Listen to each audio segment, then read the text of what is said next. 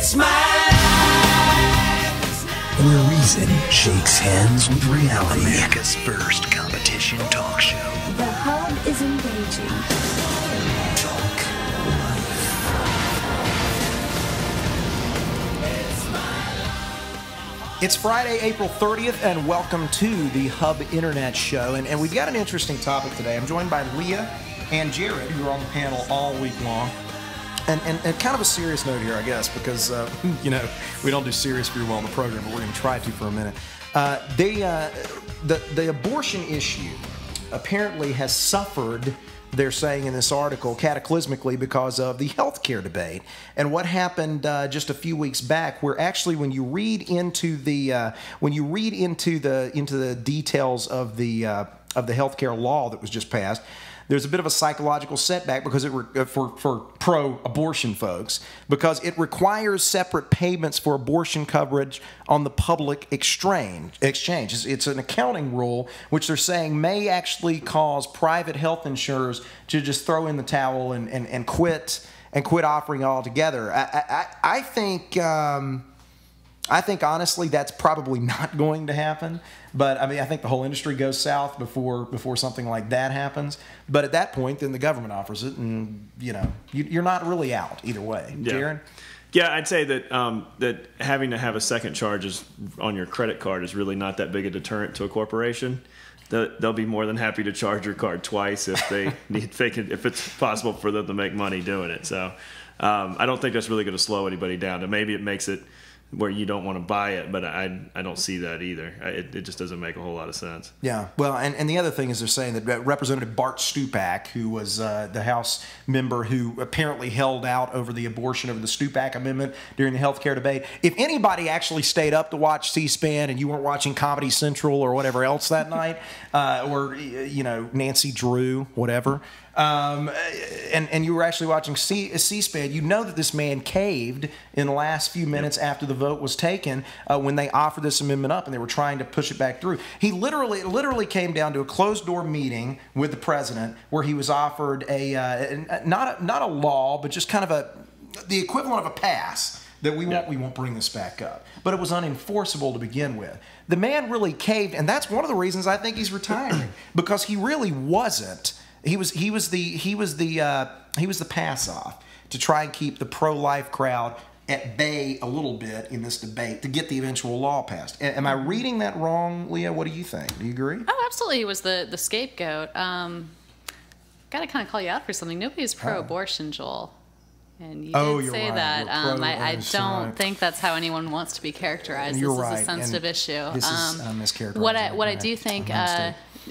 I'll learn from my mistakes. All right. What I do think... and lie better next time! Right. At least while you're being recorded, my goodness. I know, you're right. It's on tape. No, I think where it hurts the pro-choice movement, though, is suddenly the debate is about insurance coverage for abortion. It's not about they're going to take away our abortions. They're going to take away our medical choices, which is really what it is. There's a slippery slope for what you can allow and don't allow, but once you let government in, where do you stop it? Yeah. Are we going to end up like China, where they can regulate every single aspect of a person's reproductive Well, I mean, you're functions? right. And while we're on terminology, I brought this chart of a partial birth abortion. Just kidding. All right, but just to try to clarify for all of you. All right, here's the thing. The problem is Nancy Keenan, who is really hacked. She's a pissed off woman. For the same reason she's been pissed off for 3 or 4 decades, along with her baby boomer activist crowd of pro-abortion, pro-choice advocates. Thank you. You're welcome. I'm trying to become more sensitive. I'm working hard at it. Anyway, Nancy Keenan's upset because she's the director, she's the president of NARAL organization, and they've been NARAL Pro-Choice America. And she's saying that the problem is the new numbers are out, and younger folks, millennials, the younger crowd, is not all that concerned about abortion. They still believe it should be a right choice. They still believe it should be a right, but they're really not in a hissy fit like their baby boomer parents were. And she thinks that this is a big problem because we're valuing life again, and we're even fighting for it now, Leah, and that's just not right. There's nothing wrong with valuing life. There's nothing wrong with fighting for it. There's nothing wrong with having that sentiment. I think the issue here is there's maybe not enough passion on the other side, because we feel like, well, if you really need an abortion, it may not be easy. You may need to go through all these notifications, maybe a full mental write-up, like I think, what was it, Nebraska just passed. Yeah. There might be all these restrictions, but you're still going to be able to. In the worst case scenario, you're still going to be able to. But I think Narrow's right. I think we do need to take notice and make sure that we are standing up for our rights, because it is a slippery slope. I mean, once you start letting government get involved with a decision that should be between a patient and their doctor. I mean, I have a baby. I love babies. I would never want to have an abortion. You work in a nursery on occasion. You volunteer exactly, time. Yeah. But it's not something I'm comfortable letting government get involved in. I just think that is not a place for politics whatsoever. Yeah, well, they're not we need to get endorsing it; people- they're just condoning it. And I know that's semantics, but that you've really got to be nuanced in these things. It's a very difficult debate. Jared, what do you think? Well, I thought it was interesting that she felt like Keenan, felt like that not talking about the morality and that the dual side of morality of the abortion issue is actually hurting them, when it was something that they wanted to stay away from because it would, quote unquote, lead to a slippery slope that would end in their demise. And so, if you're worried that having a conversation about morality will actually end up costing you the debate, then what does that say about the principles that your debate is standing upon? Which is why they're saying we need to change our tactics. Now we need to be moral. Now we need to be moral. Now we need to argue for abortion, the choice, on the merits of the moral arguments, that they have the moral high ground, and it's time that they, as Planned Parenthood, I think they do have the moral high ground. I think they should absolutely take that tack.